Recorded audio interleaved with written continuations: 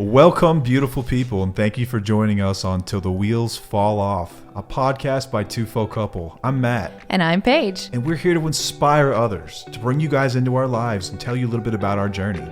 Over 20 years together, we've learned a few things. We're going to work toward being the best version of yourself possible. We're going to dig into building a positive mindset, discuss mental health, addiction recovery, improving fitness, building businesses, and insight into what it takes to navigate life today.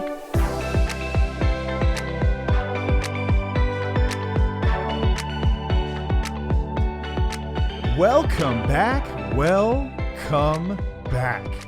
to another episode of Till the Wheels Fall Off. I am Matt. I'm Paige. I scared you with that one. You did. You startled, jumped. Almost every time, and it's like, I don't know if it's I'm sensitive, like my ears are sensitive sometimes, but it's like bam, right in your face. I think it's because the room goes from quiet to just that. Probably. There's no segue. It's just boom. It could also be because this is the earliest we've ever recorded. Yeah, this is weird. It's before 9 a.m. our time. It's kind of nice though. I feel more like refreshed. You'd rather record early than late?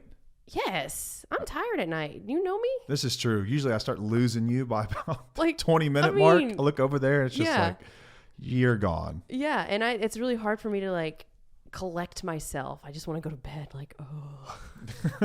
And today I've only had one cup of coffee, which is not normal for me. That's only because we ran out of coffee. Yeah, I suck at that. What, ordering coffee? Yeah.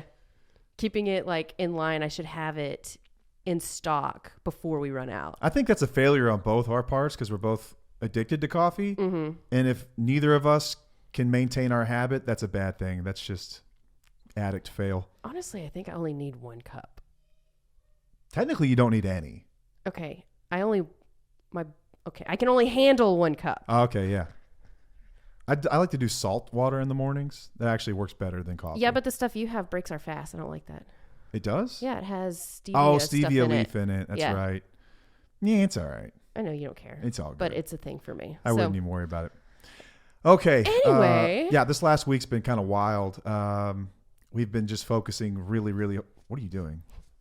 I got You're just shedding. beard It's dandruff okay. on me. Sorry, she's wiping me off. I was helping. We've been working hard and heavy on Till the Wheels Fall Off this last week. Yes. Got all kinds of crazy stuff. We've got a board with a to-do list. It's like a mile long, and we're going to have every bit of this stuff done, which means more resources for you. Exactly. More resources for you. Mm-hmm. It includes online course, some retreats. We've got some merch in the works. It is sweatshirt season, and we've got some.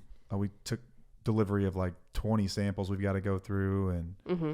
but anyway, it's getting for real, and we have you, the listeners, to thank for that. Mm-hmm. The support we get is just absolutely amazing.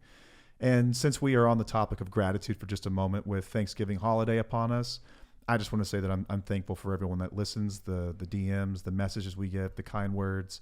We see just about all of them, and it warms our heart. We do not take it lightly that we have a responsibility to our followers, to people that listen, to people that get hope and inspiration from this. And I just want to thank everybody. Yeah. That's what I'm thankful for this season is you all, the listeners. Yeah. Even as you're walking through some really dark moments in life, Mm-hmm. sharing it with us it means the world to us that you feel safe enough to do that. Yes, and I hope you're becoming more empowered each time you listen. Absolutely. Yeah, that's our overarching goal there. But anyway, we kind of interrupted our series on communication with an episode around the holidays, which I hope people found helpful as you're kind of walking into this holiday season. And we are going to pick back up where we left off a few weeks back with communication.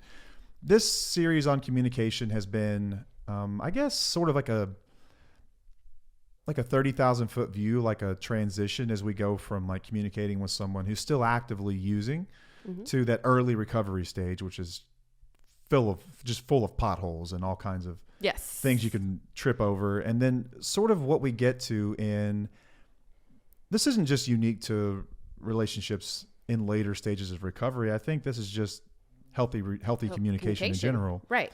And we've done a communication episode before. Oh, yeah. It's been quite some time ago, It's been about a year, I think. and we pulled like a reel from it, and TikTok got really mad.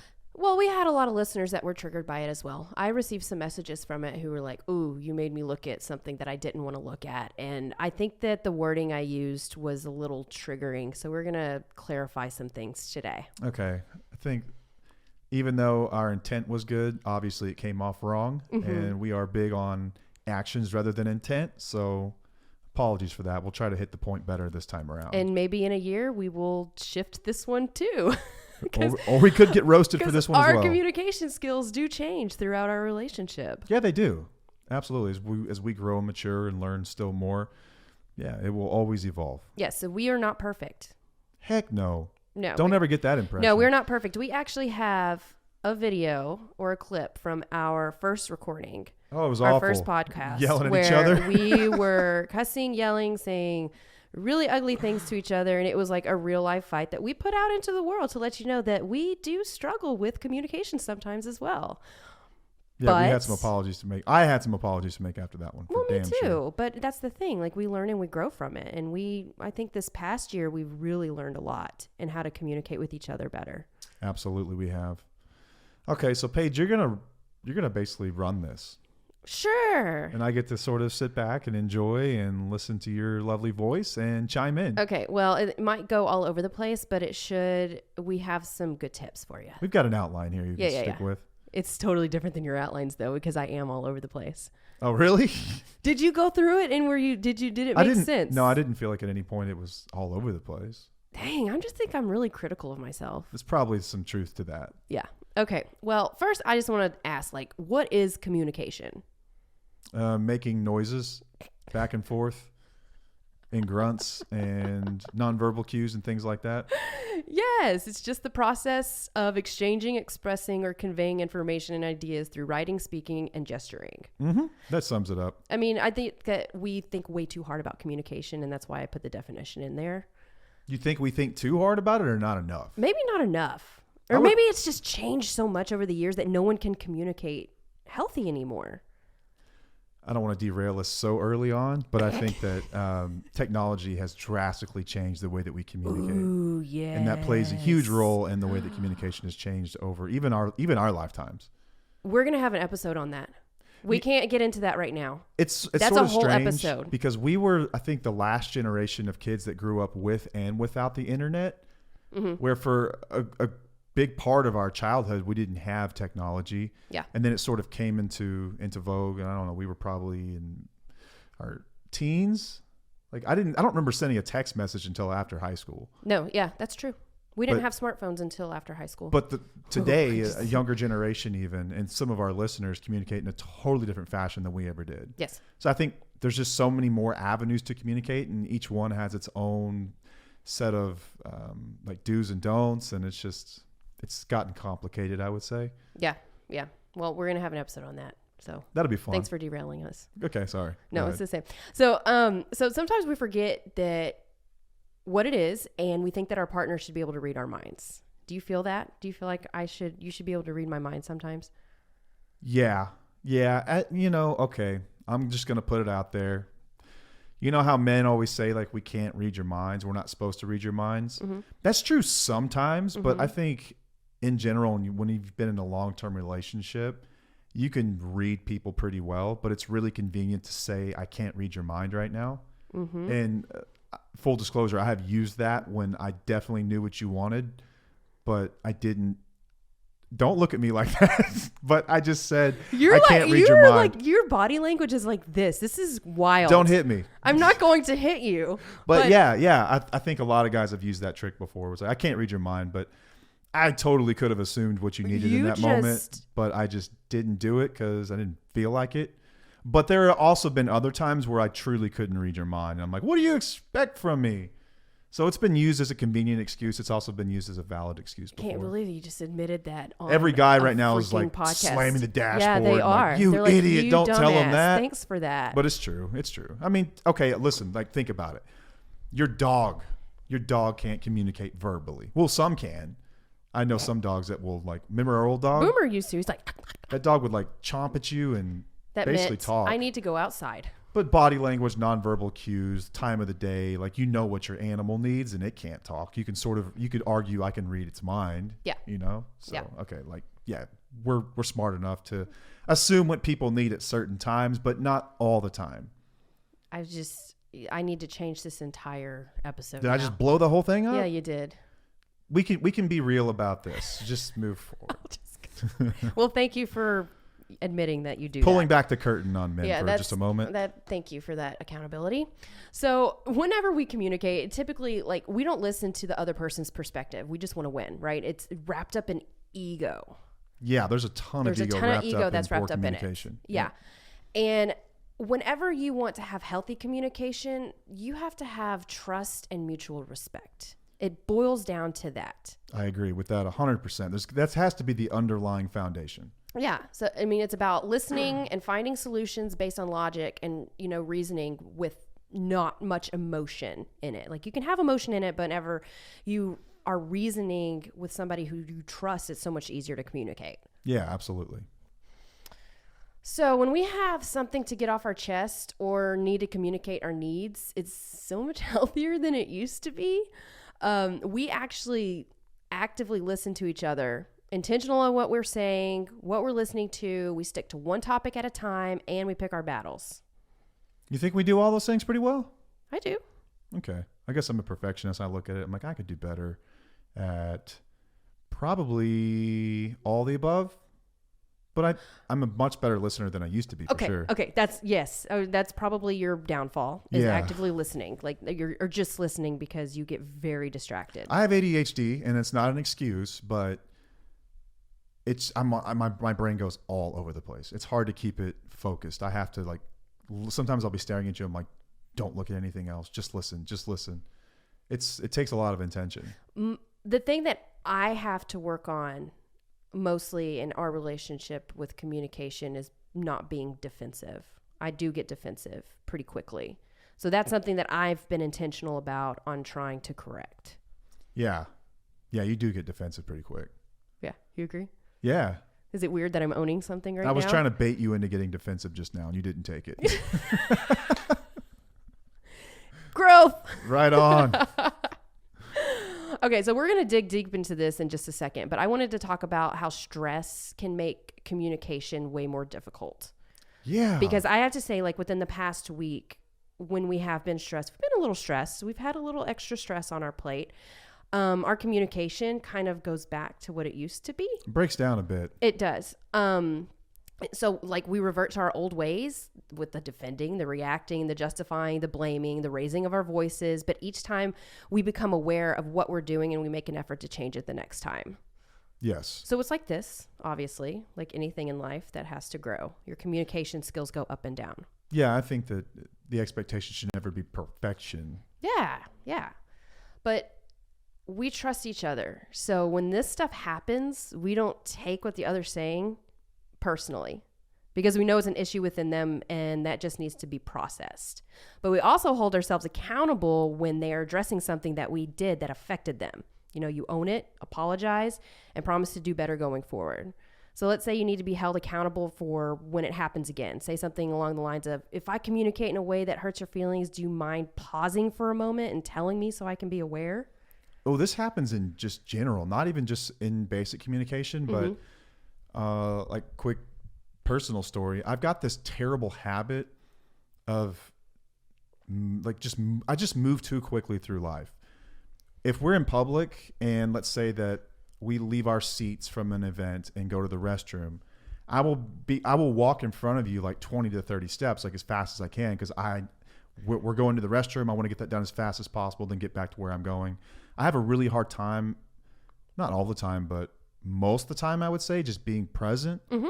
And everything to me is like a task. And it's how can I get this task done as efficiently as possible? But in doing that, I leave you behind. Yes. And for you, it's it's sort of disrespectful. It bothers me. You take it personally. Is that fair? I do. Yes. And I do. This last weekend, you even said to me, and you were triggered when you said it, I hate when you do this. Stop walking in front of me. Yeah. It's embarrassing. And my first thought is to react and get mad at you and tell you that you shouldn't feel that way. And it's not that big of a deal. But now I can stop and pause. And you're just letting me know basically that hurts my feelings when you do that. Could you be more considerate? Yeah. And then, I don't know, 2 minutes later, I did it again. Mm-hmm. And then you reminded me again, Or maybe I even caught myself. I think you caught yourself. But then I turned around and I'm like, I'm sorry. Like when you catch me doing that, just say something. Yeah. And I promise you I'm going to work at it. Right. It just takes time to train myself to do it. Yeah. And I apologize for going at you. It was a reaction instead of saying, hey, do you mind, stop walking with me instead of going in front of me, because it does kind of hurt my feelings. Yeah. Like I could have totally handled that better. But this is kind of what I was talking about with stress. Like there was a lot going on. And it's not an excuse. It is not an excuse for the way that I reacted, but that I know that I don't always react like that, but I know when I do react that way or I come at you that way, there's usually something going on within me. Yeah, and not I realize that too. It's a two-way street. Yeah, for both absolutely. of us. Yeah. So yeah, that was good. But there's a foundation of trust and understanding there. And I think that's maybe something to preface this entire conversation with is I think healthy communication takes place when there is trust in the relationship and there's safety in the relationship. And it becomes very hard to build that. But once you do, it becomes, you're capable of having this type of communication. Yeah. And so during your early recovery, I had a lot of patience for you to rewire your brain and how you were communicating, right? You've been pretty patient with me because I've had to change my communication style as well. I'm a little bit behind you in my recovery. Obviously, it took me a lot longer. But I'm not as impulsive as I used to be, even though that was an example of how I did revert to my old ways. And you still had patience for me, which is kind. Thank you. I mean, why wouldn't I? I mean, I look at it as like it's both of our first time being alive on this planet. And like no one's perfect and we're trying, and I think that everyone's suffering from the pains of growing up at varying degrees. And never forget that. Yeah. Like have compassion and empathy for people as they're trying to figure things out. Even if it hurts you in the moment, understand they're trying to figure something out. But since you trust me, because I trust where you're going, I trust that we're essentially on the same page, right? And I trust that you're actually working at it, right? I guess it'd be a lot more frustrating to have this kind of conversation if someone wasn't working at it. Yes. I'm just thinking about our listeners. Like, well, sounds great and all, but it's not really possible for me right now. Right, but this is for later on. This is what you can look forward to in any type of relationship you're in. That's kind of the basis of this. Or even think about it, maybe not with your spouse or significant other, partner, just other people in your life. Yes. So you've got an adult child. Let's say you've got friends, coworkers. Think about this. Yep. It's applicable for those types of relationships. For sure. All right, so I asked our wheelies what some issues they are struggling within communication. And I just pulled out a few. Thank y'all for the feedback on that as well. Yes. Oh my gosh, there was so much feedback, and everyone felt less alone, and I think that was a great little process. But some of the main issues are trust, communicating feelings without a fight, actively listening. So like if someone's watching TV or on their phone or doing, has ADHD, taking things personally when feelings are being addressed, expectations and mind reading, and then other person shutting down and getting defensive. So how do we communicate better? Let's get some solutions here. Let's do it. Based on those issues? Yes. It's kind of going to go in a little... You'll see. Okay. So the whole trust thing we've discussed multiple times. So you both have to have mutual trust since living amends have been made. That's what we have. We respect each other. And like he just said, this is during later recovery or with somebody who's not in active addiction. So that's going to be, if you're with someone in active addiction, there's not going to be trust there. So it is going to be hard to communicate. You can do your part, but your expectations have to be very low on the other person's part. Yeah. Right? So communicating feelings without a fight. So you can't control or you can't know if your partner is going to fight you or not. So this is when you go in with little expectations and know how to handle yourself if a fight does start. So you go with I feel statements. Here was an example. I feel unheard when you watch TV while I'm trying to have a conversation. That's not how you say it. It's not? No. How do I say it? Get off your damn phone. Hey, I've gotten better at this. That's usually how it goes. No. Are you serious? Yeah. Oh, I'm gaslighting you right now. For sure. It's okay. I mean, I know the point, and I know that when you say that, what you mean is I don't feel heard when you're not paying attention to me. Yeah, but that's messed up on my part. I need to come in and with a little bit more compassion. If you said it this way, I can tell you right now, I would feel awful. And I'd be like, oh, crap, I'm sorry. Get off your damn phone sounds more like an order from like a parent or something. Damn. But I'm just telling you, like, yeah, it's much more effective to use I feel statements because you don't feel attacked in that moment. Yeah? You're just letting someone know how you feel. Okay. Yeah, you usually jump my ass is what you do. It's probably, I'm not going to, okay, you're right. I'm not going to justify it. I'm trying to justify this. With a really smart remark, you'll say something like, or you'll just huff and puff and say, I'm not even going to talk to you right now. Or I'll just say, can you please get off your phone? I've said that before. Can you please pay attention? Can you please do this? Yeah. It might be my tone. That's because always I do more have effective. a tone. Yeah, the kids say you have a mean voice. I do have a mean voice, apparently. I think that this episode is going to be very beneficial for me. Okay, you're learning here. This is us processing our own issues. Well, yeah, because I was going to justify why I react that way, and I'm not going to justify it because you're right. I'm just going to own it and say I can do better with the way that I approach this. As can I.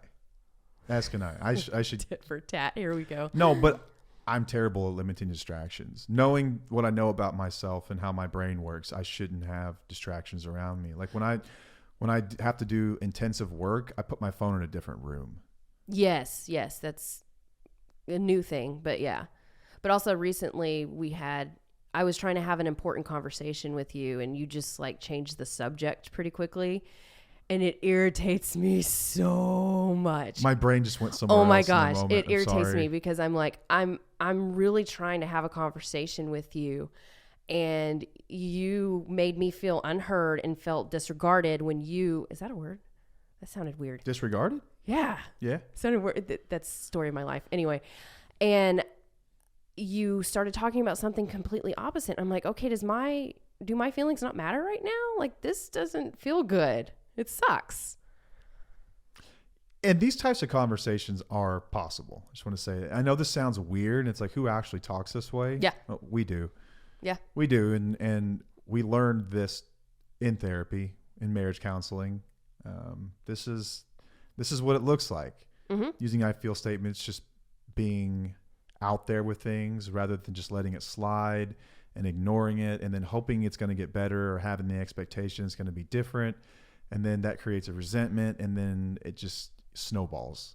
Yeah. Just address these things in a kind, loving manner. Own your feelings in it.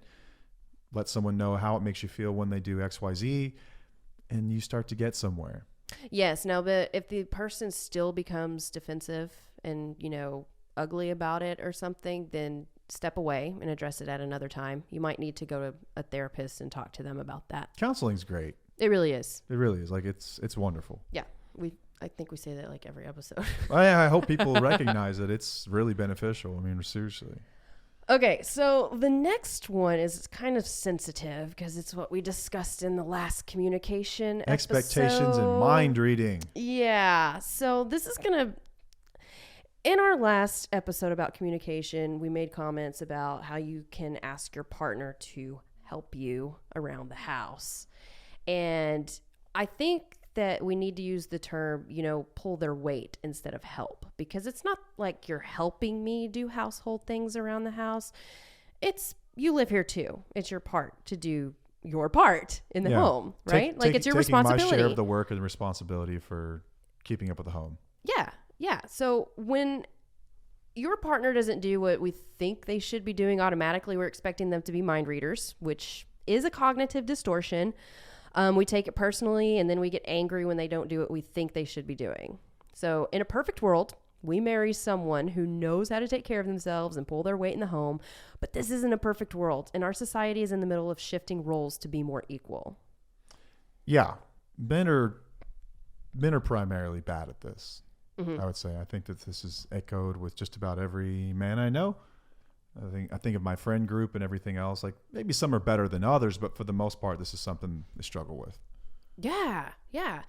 And for years, I took it personally because I felt like you were taking advantage or you were neglecting or, you just weren't really acknowledging that I was doing things. So it made me feel very alone because I was doing everything around the house and you weren't helping me. But I got to a point where I was like, in multiple therapy sessions, actually, it was with my individual and with our counseling, or marriage, is that you can ask for somebody to do something. And it's not asking for help. It's just asking to do something around the house. It's okay. Like, we put this aside thinking that they need to do this and they should just know. And it makes us feel bad. But men, honestly, you could do a little bit better. We could, but I think that the issue comes from the expectation that's probably not communicated. Mm-hmm. And that's what the whole segment was about the last time, is that this is my belief, and I stand by this. I'll die on this hill, that uncommunicated expectations are resentments in the making. Absolutely. And they are the architecture that will set up huge rifts in a relationship later down the line if they're not addressed. So this issue of household chores and what's to be done, what's not, there are some people who will do these things, and if they're not getting help, rather than addressing it, they'll get hurt by that. They'll get angry by that. Rather than communicating it, they'll just get mad. They'll start to feel like someone's absolutely worthless, that they don't respect me. And like, I see both sides of this. I completely understand. It's primarily women that I was getting roasted by. Yeah. That said, like, you're an adult. Like, you're telling me that you can't walk by the trash and know it needs to be taken out. Mm-hmm. Like, that's supposed to be my job. Right. And that's completely valid. I totally understand that. Yeah. My only contention to that at all is in the context of communication. If there's an issue, we should talk about it and we should address it. Yes. Is it bad that you have to ask someone to take the trash out? Yes. Yeah. Yes. Yeah. But how do we solve that problem? Right. We communicate. We communicate. Now we can get into why men are this way. Yeah, we're not going to do that.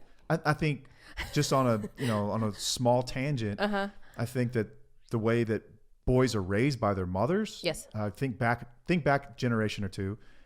It was primarily the men was the head of household. We talked about this when it comes to men's purpose and like what's going on with men. Mm-hmm. Women were the head of household. Women took care of these things. Like, it's not uncommon to find men who don't really know how to do laundry or have never really cleaned up because their mothers did this for them. I'm talking about like younger 20s males. Yeah. Like, they go out in the world without really knowing how to do a lot of this stuff. Right. Some of it's cultural, depending on where you're from or, the background that you have.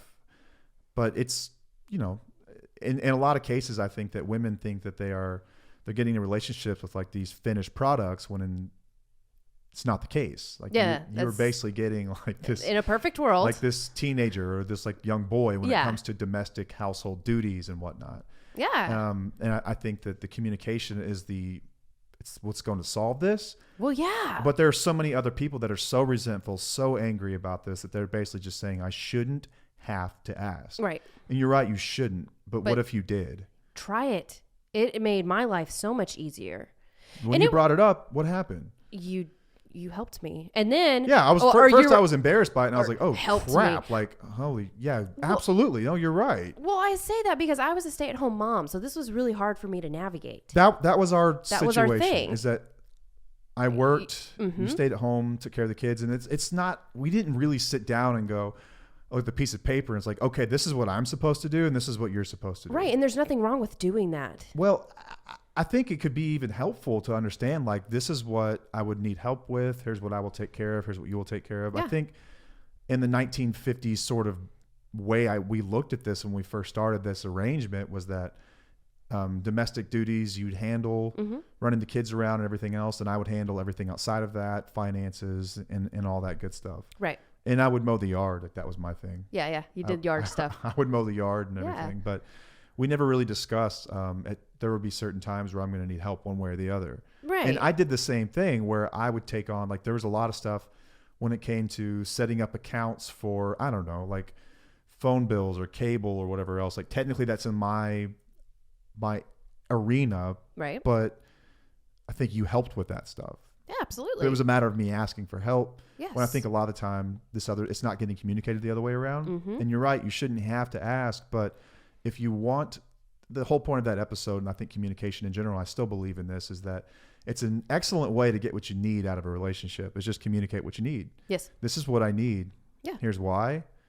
Would you help me with this? Right. Most people are going to say, yeah, I got you. They might even moan about it for a moment, but at the end of the day, you're going to get the help you need. Mm-hmm. I think that a lot of people like feel that there's this sort of ego thing. It's like, I shouldn't have to ask That's you for how help. I felt. It was very weird asking. And I understand it, but Mhm. at the end of the day, like, what is that benefiting if you're not going to ask and then stay upset with this person? It's Yeah. almost like you're agreeing at that point to pick up that load, and I guess your action is that you're just going to stay angry with them, and you're just going to live in this unhappy environment, and nothing gets resolved because you feel like you shouldn't have to say anything. I'm like, Just you can try do that. it. That's fine and well, but Just it's try not it. going anywhere. And Give that it was a our shot. entire point, was that communication can solve these problems. Right. Now, if you do bring this up to your partner and they say, no, that's your job, I'm not helping you, then you need to reevaluate Yeah, your now we got a relationship. problem. That's a problem. Yeah, you're right. You said it. And of course- reevaluate the whole relationship. Like, Yes. we have a fundamental issue here. Right. Yeah. Like I had always, when in active addiction, it was difficult for me to ask for things because it didn't get done if I did ask for things. I was likely not going to do it, forget right about it, You or find or something just else. something to do. else, or say you weren't going to do it. Just So that complete was a very disregard. unhealthy situation. But now, outside of that, it is okay to ask, "Hey, pull your weight." It's okay. So we're done with that part. And as far as mind reading goes now that we've had some in-depth discussions about responsibilities that you need help with, because it is too much especially when you have kids, Mm-hmm. it's too much for one person to handle. You've got, like, obviously we all make our own little messes, but you've got two little kids and their friends that will make, like, they will completely ruin a house within an hour. Yeah. And it's like, I have a lot of things to do. I don't have time to help to fix all this crap. I'm going to need your help. So when I get home now and I see that the sink is full of dishes and you're busy doing something else, I'm just going to take care of the dishes. Yes. Obviously you need help because you've communicated it to me. Exactly. It's not like you just said, don't worry, I'll get to those later. I got this, like, which is what I assumed in the beginning. But now you've let me know I'm going to need help with this stuff. When you see it, grab it. Right. Okay, totally fine. You got it. No problem. Again, help. People got really triggered by that. By the word help. Yes. I mean, what else would you call it? It's help. Pulling your weight, because when you say, they were saying, when you say that you need help, that says that you're responsible for everything and you just need help. And it just got misconstrued. It really did. Like, it did not. In our I specific can understand arrangement, it, but in our arrangement, it made sense for us Yeah, because, it made like I sense said, for I was a us. stay-at-home mom. in general, okay, I see that point. Right, But, if like, you're in both- the context of what we were talking about, which was our life, Like, if you're both working, like, that makes sense. for sure. Because you should have equal. Even then, I think that 50-50. you should help each other out when they're struggling. But you have to communicate it and let people know. Yeah. You still. There's nothing wrong with it. There's nothing wrong with asking it. It's just you have to put your ego aside, and it's okay, and it works, and it's amazing, and it will make your relationship so much stronger. And there are times I come home and, like, I've had a really rough day and I'm overwhelmed with a million things I have going on at the office, and I will need help. I will need help with something on that's part of my responsibility. Like, I will need help. Like, hey, could you look into this account and settle that out, or call customer service or whatever it is, and you'll do it. But I got to let you know. Yeah. If I come home just angry and feel like you're not going to help me, or that you should know that I'm struggling right now, rather than communicating it, that responsibility of being upset actually lays within me. Yeah. At that point. Yeah. If that's going to piss people off, but it's true. Yeah. Just trying to help people communicate better. That's all. Yep. It's all right. Some things you're not going to like what we say. That's cool. Whatever. That's all right. It works for us. So agreeing to disagree. You don't have to agree on everything. This is another thing in communication. Can you think of anything recently that we've had to agree to disagree on? Yeah, it's like family stuff, holidays coming around. Like, Yeah. what are we going to attend? What are we not? Stuff like that. Okay. Yep. That's true. But And- you and just, it's respectful. It's like, hey, I'm going to do this. You do that.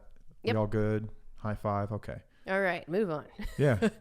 Knowing when to step away and take a breather. So say you're in a heated argument and things are just getting, way too fired up. It's okay to step away and say, I need to go collect myself for a moment and take a breather. Like, It's healthy, that's man. healthy. But a lot of people will say, oh, that's narcissistic. Some people will say that it's because you're deflecting or you're putting it, shoving it under the rug or whatnot, but you're not. It's okay to take a breather and step away from a conversation. It's okay to, block people from a little bit so that you don't have to be involved with whatever's going on. It's okay to just take a step back Or just not respond. or to not people. respond to people. Like right. in text or email, I mean. Right. That was another thing that was on here. We'll just go ahead and say no text fighting. Text fighting is the most useless form of fighting. It the is most so- unproductive form of fighting. In general, I would say. Yes. Yes. No one reads the text that you just sent. They just want to send one in reply. It's all about your reaction. You're reacting. You're not letting the world revolve before you actually respond. I have seen text fights go on for hours between couples. Oh yeah, we and used to nothing text gets fight. resolved. We used to text fight and it didn't do anything. It just made things worse. And now we're just like, I don't even have time for this. Like it just takes too much to text fight. We'll address it later on or whenever it gets brought up again because I don't want to do it over text. No, it's We've just gotten better stop at that. Text fighting. Yeah. Again, not getting defensive. This will help you build a safe space to talk with one another and be vulnerable. So if you're not defensive, you feel like you can actually open up, of what you're feeling.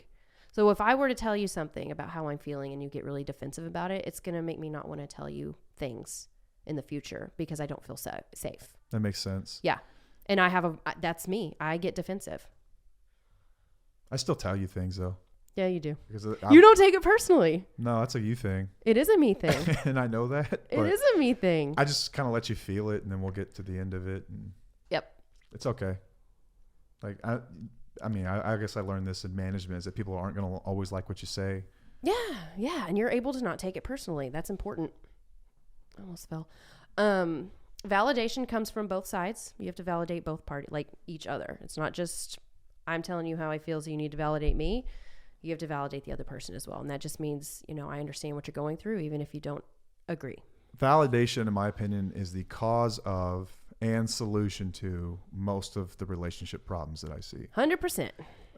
There was an old Simpsons quote that alcohol is the cause of and solution to all of life's problems. Which is, wow. It is not a solution by any means, but No. it's a funny joke, obviously, we can appreciate. But Right. validation is oftentimes you get two people who have just dug their heels in and they want to be heard and the other side refuses to hear them. And so what you get is just two people who are just not being validated by each other. Yeah. And they're just screaming, validate me. No, you validate me. No, you validate me.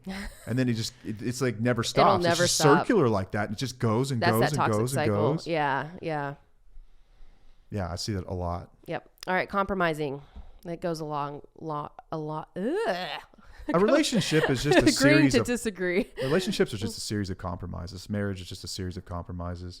Yeah, you're not going to get what you want 100% of the time. It doesn't work that way. I don't remember who said the quote, but there's a quote that says, "There are no such things as decisions in life, only compromises." And it's true. Like whenever you decide to do one thing, you are in fact compromising for another. Yeah. You are making a compromise to not do something else, or making a compromise to meet someone halfway. But like good negotiators, compromisers, this is like, meet me halfway. Yeah. Or meet me the whole way and understand why, and just, swallow your pride and compromises, man. Compromises. It's a lost art in so many ways. Yeah. I read this book called Never Split the Difference, which is actually like the antithesis of compromise, but it was written by an FBI hostage negotiator. And the book is about basically how to get through some really, really difficult negotiations. Like he's talking to people who are, insane with guns and whatnot. Yeah. But he has some really, really effective tools for how to get through to people in really, really bad situations. Like when stuff gets really hostile and people are arguing and fighting, and you have to go to the restroom, don't you? I do. Because you're bouncing all over the place. Oh my gosh. But yeah, never split the difference. Even though it sounds like there's no Bladder compromise, doesn't work. it's a way to get what you need, make people feel safe. Okay. It's a good one. I like it.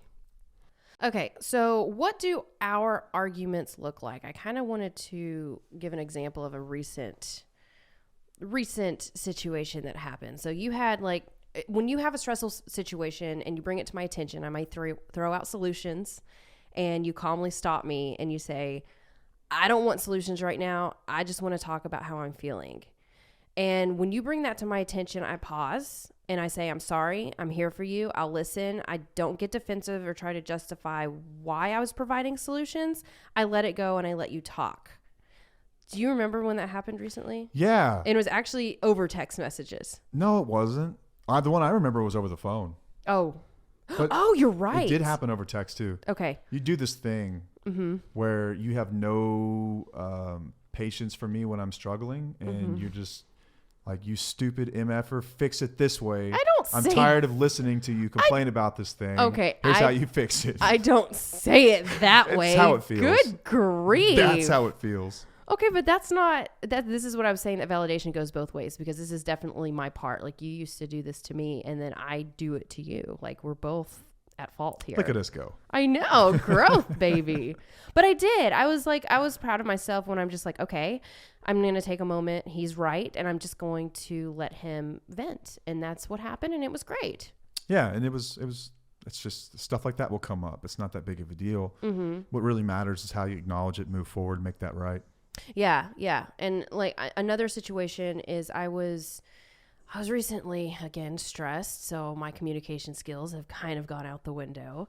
And I was taking it out on our daughter, and I was like, I felt really bad about it. And I had a conversation with her after it happened, and I was telling her, like, I'm sorry. It was not a reflection of her at all. I explained that I was taking my stress out on her, and that that wasn't okay. And I just felt really guilty about it. And she handled it pretty well. She's 11, and as she parents, is, but she's also wise beyond her years. we try to do the best we can, but we still lack in the communication department as well. And I called Matt after the conversation because I needed to process this with somebody. And I used to be scared to do things like that because I didn't know how to approach the topic. Like, I didn't know how to approach it in a healthy way, or I didn't have a safe space to really communicate it with you. Is that because I would just try to offer solutions or tell you what you should be doing? Exactly. And I was like, okay, I need to talk to him about this. I need to talk to somebody, and he was my safe space. So I remember this conversation. I don't mean to cut you off, but no, it's fine. When we were having this conversation, I was actively telling myself in my mind, just listen to her. Just listen to her. Just let her know it's okay, and just let her talk. Rather than trying to offer you solutions or interject to make you feel better about it or anything else, I just let you process it. But yes. I had to tell myself to do it because this isn't where my brain goes naturally. But I think it's important to acknowledge that because it doesn't come natural, and so you will have to force it at times. Yes, that's awesome. But you didn't know any different, did you? What? You didn't know that I was actively trying to No, exactly. You were being very intentional. In that moment, you felt like you got the conversation that you needed. You felt better afterward, and that was growth for both of us. Yeah, that's awesome because I was telling you how I felt like a bad mom, and I knew where it was coming from, and that I was working to correct it. And I wasn't asking you to tell me that I'm not a terrible mom. I wasn't looking for reassurance there. This was literally me being so open and vulnerable with you to where I'm like, I need to process, and I just need to talk to you, and I need to hold myself accountable and speak my truth out loud. And I was correcting the issue by speaking with you without you telling me what to do. It was a good conversation. It was, yeah. And I was grateful for you in that moment because it was huge growth for both of us. Yeah, that's new style conversation. Mm-hmm. That's very productive. Yes, and it's going to spill over into my other relationships. Yep. With my children, obviously. So all of this obviously takes practice, like we've been saying. It does take practice. We're going to make mistakes. That's okay. But it does become easier with time when you have intention. So this last piece is going to talk about picking your battles. Why are you looking at me? I think I'm fairly good at this one. No, I think you're great at this. I think we're both pretty decent with picking our battles. So let's say, do you try to control what your partner wears? I don't. Their clothing. Heck no. I know you don't give a crap what I wear at all. No, I don't. I typically don't care what you wear either. But I do know relationships where, their partner is very vocal on how they should present themselves, on how their spouse should present themselves. So we recently had a discussion on how we should dress at certain events. And I didn't address it in a way of being demanding. It was more of addressing it in a way of like, what are your thoughts on this? Right? Yeah. Because we went to multiple events this past weekend where, a lot of people were dressed up. Yes. With jackets and suits and glitter and glam and all this fun stuff. And Matt was Matt.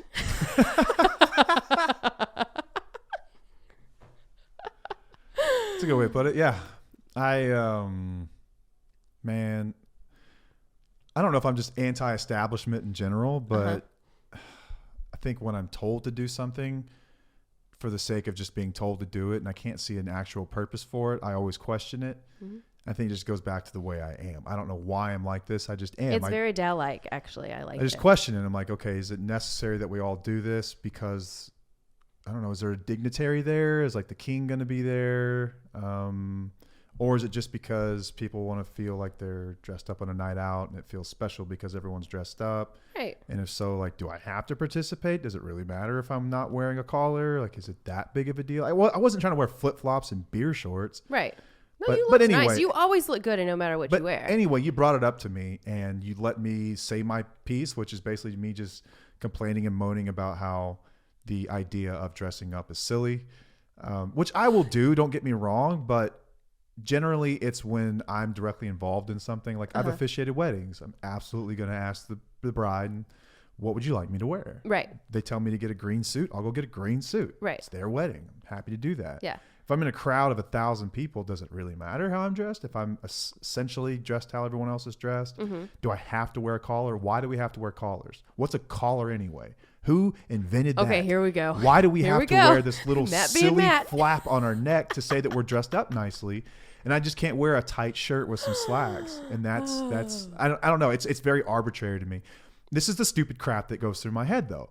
And so we had a conversation about it and she let me, complain and moan about it. And then at the end of it, I was like, all right, I'll go get dressed. Yes.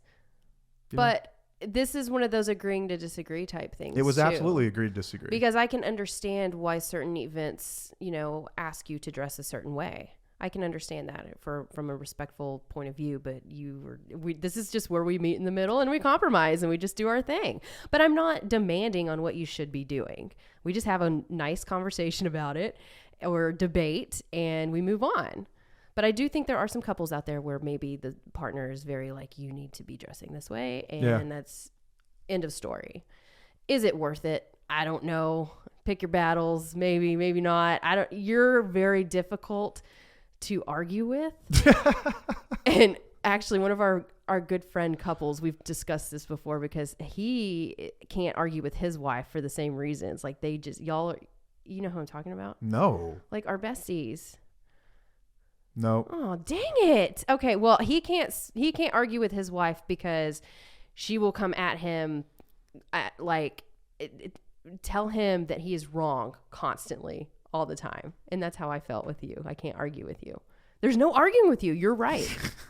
You're right. So I've learned to really pick my battles when I'm like, this is not even worth this discussion. Not worth my sanity at this moment. It's not. And that kind of goes to our next point of like, do you feel like you have to talk about how you feel about everything? And yes, it's important to be able to speak our minds and how we're feeling, but we don't have to communicate our feelings on every single thing that comes to mind, especially if it's like controlling or critical. If we do feel the need to address everything on our mind, we need to approach it in a way that is non-judgmental or it doesn't come from an emotional space. So I was a very critical person early on in our relationship. We don't have to tell our partners everything we feel because sometimes those feelings are not facts and they can be extremely hurtful. It's best to discuss some of these things with a professional instead to see if you have a cognitive distortion. So, because criticism leads to our partner to become defensive, and it's ugly. It's something that I've really had to work on my entire adult life. A lot of times criticism comes from a place of like sort of the cognitive distortion of all or nothing or perfection. Yes. And thinking that everything's supposed to be a certain way, a perfect way, the way I expect things to be. And when people don't live up to those expectations, we get critical of them without understanding that we're human and we're going to make mistakes and we're not going to be perfect. Yeah. So just because I don't exactly like my haircut, it doesn't mean you have to tell me it looks like absolute crap and laugh about it. Right. just because the thought came to your mind doesn't mean it needs to leave your mouth. Hillary Swank. Yeah. Sorry. I've had some bad cuts in my day and it does not feel good when you get laughed at for it. Like, I know it's bad enough. I mean, it's not that big of a deal, but I learned this as well And basically, the way I sum this up in my mind is that I can't be held accountable for the things I never say. Yeah. So I don't have to say it. Like, I can't be held responsible for the things that never leave my mouth, but I can have the thought. Right. But is it worth what's coming if I vocalize it? Yeah. There are some things that are big deals. Don't get me wrong. Talk about those things. Yes. But not everything's a big problem. Right. Not everything. Right. And people have quirks. Yes, absolutely. People are going to have quirks, and they're not going to be perfect. And there's some compromises you make in a relationship where you're not going to meet my every expectation, but that's who you are, and I can accept that, and I love you. Yeah. That's compromise. Yeah. Some of these things they don't challenge my values. They're not deal breakers. But I think a lot of people look at relationships and say that just basically everything's a deal breaker. And it's not the case. Not everything is a deal breaker. Right. It's not. Let it go. Just let some of this stuff go. Right.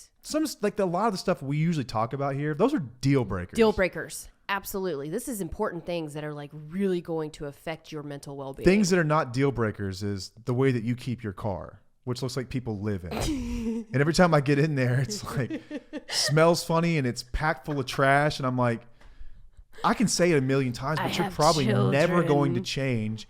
And at the end of the day, is it affecting me? It's not my car. Mm-mm. It's your car. Right. You have to live in it. You have to drive it. It's your problem. Yeah. Does it really affect me? No. Does it do any good to bring it up and criticize you every time for it when you're probably never going to change? No, I accept that quirk. It is what it is. Thank you. Not a big deal, man. Thank you. There's a lot of weird stuff like that people do. Yeah. So I was going to say, if you get upset if your partner is loading the dishwasher wrong, or if you make a comment about how they're folding towels incorrectly, or maybe they're decorating the Christmas tree wrong, like that kind of stuff, I seriously let go. It's not that big of a deal. It takes way too much energy to critique you on how you're doing something than it is to just let you do it. Here's does it something really else, affect me? Is that I think about things like that. And I think about the day where, because no one lives forever, but I'll probably die before you, just statistically. But if I don't, I'll think about the things that you used to do that I used to criticize you for, or some of the things that I will love you for more than anything, the things I will remember you by. Mm-hmm. The way that you used to fold towels that was wrong, but it was hilarious because it wasn't the way I did. But that's stuff I love about you. The way that you kept your car gross. Like I will come to miss those things. If everyone was just like you, it wouldn't be fun. Like what's the fun in that relationship? Right. It's about learning to live with someone else. It's about learning to accept people. Like relationships can teach us so much about just the world in general, how much we accept, what we can and can't control, and what we're willing to live with and not. But there's some people who will dig their heels in and say like, there's basically a rule book. And if you don't hit every one of these, we got a problem. Well, I want to challenge our listeners, if they haven't put their Christmas decorations up and they have children of age to, be involved, let them do it without you moving the decorations. You know what I'm talking about? Some people take Christmas. That's a freaking... I know. That's a blood sport for some people. I allow the kids to set things up the way that they want. Yeah, sometimes I will move something and my kid definitely has called me out within the past few years. Yeah. Quit moving my stuff. I put it there for a reason. And it hurt his feelings because he's like, is it not good enough? Is it not good enough? And that it's true. It's like, is it really that big of a deal that you put a Santa Claus on the corner instead of in the center where I would have put it? Just some of those things, it's growth to let your kids kind of just take it and see what they do. And you can make it magical that way. Just like our Christmas tree. It's pretty basic. We don't have it perfect. We have a very classic, I let the kids do what they want with the tree. Now, I did tell them to put the balls on first instead of the specialty because you want those decorations to show. Because I want the special ones to show. But that was like the one guidance. That was like the one guidance I gave guidance. them. Yeah. And then I just kind of let them go with it because I wanted them to be a part of it. So if you're brave enough, or just give them a table to decorate if you don't want to do the whole thing. That kind of stuff I let go. Yeah. Don't take life so seriously. Right. And that was the last thing is have fun in your relationship. Like there are times Matt has put ice water in my shower. Oh no, that's hilarious. This is a bit that we started doing back and forth. And I don't remember why I did this for the first time. I thought it'd just be funny. It was from Sopranos. But, was that what it was from? Yes. Okay, so wait till your spouse is washing their hair when their eyes are closed. And you have to time it just right. Or washing their face. Yeah, and then go get a that cup pissed of me off. cold water and over the top of the shower, douse it on them. It is the most jarring thing in the world. So I did it to you, and then you did it back to me, and then we just do this. Yeah, and so I got angry at first, but then I laugh about it. You know, we Nerf gun wars. He likes to shoot me with Nerf guns. Sometimes that would piss me off. Nowhere I'm near like, the face, though. Just in the butt. No, thank you. But it's fun. Like, we have fun with stuff. What Yeah. are other pranks that you do? I grew up with all brothers, so I think that had a lot to do with my mental, like what I deal with and what I don't. Sort of used to being messed with Oh and my messing gosh. with people back. Yes, exactly. I was messed with for even my dad. He's messed with me. Like, that's just like what I grew up with. So being with Matt wasn't that weird. But there are some people who I've posted stuff online of things, or Matt has posted stuff online that he's done, and people were like, he would be sleeping in the doghouse. He would be sleeping on the couch. He would not be alive today. You were dancing. How one is he time still alive? for a workout? Yeah. And you were like full in it, man. You were going hard. And I turned the corner and I was filming you and I posted it. And people were like, "It's so cold blooded. Why would you do that?" I'm like, she wouldn't care. She thinks it's funny. Yeah. I mean, if I told you I was going to do it, you'd be like, "Don't post that." But I did. And I knew that you really wouldn't care. I mean, you're mindful about things you do. I just don't take it so seriously. Yeah, don't take life so seriously. I just have fun. It's fun. Try not to take things too seriously. Right. There are Except big for problems in life. There are small problems in life. Exactly. Which you usually get mad about the small things and not the big The stupid things. so stupid. We've had that conversation before. Yeah. But, okay, so, like, do you have anything else to add to this? I mean, I hope that people can get away and learn a thing or two from healthy communication. I think communication is important anytime you're trying to communicate your needs. Don't let uncommunicated expectations become resentments in your relationship that then start to attach themselves to other things. And before you know it, you just hate each other.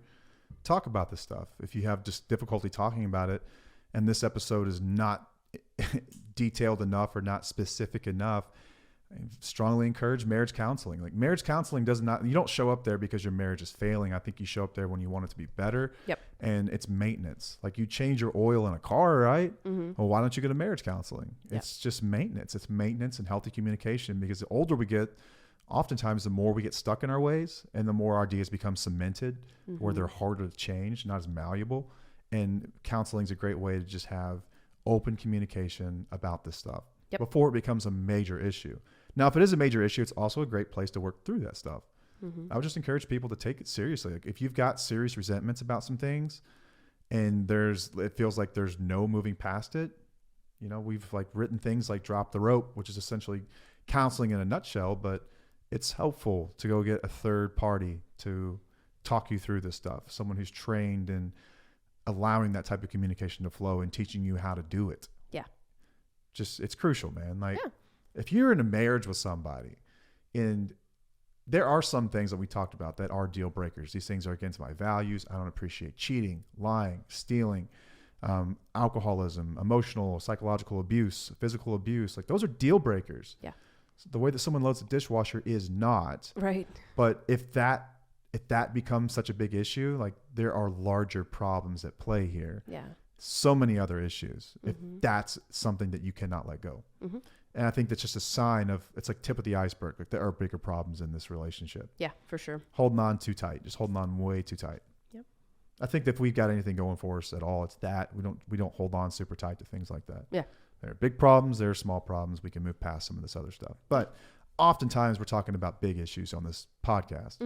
And I don't want people to think that if that's the issue, that's not a big one, because that is a big issue. Yeah. That's a fundamental issue in a relationship. Right. We're talking about later down the line because it's tough to move from what we went through into a normal relationship, and it takes a long time to get there.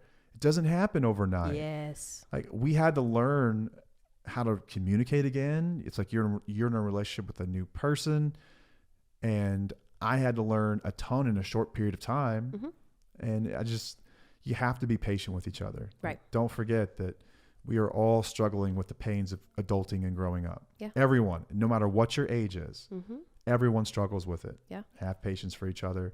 If you're putting forth the effort, then you're going to be fine. Yep. As long as you're putting forth the effort, you're going to be fine. The only time we ever have issues is when someone says, I'm not changing. Mm-hmm. Oh, okay, goodbye then. Right. That's all When there is there's to no it. accountability for how you react or act, then yeah, that's a problem. That's a deal breaker. Yeah, absolutely. But people are trying, man. Just be patient. Yeah. Be patient. Good stuff. But I would also argue that this is really bad. A lot of dudes do this.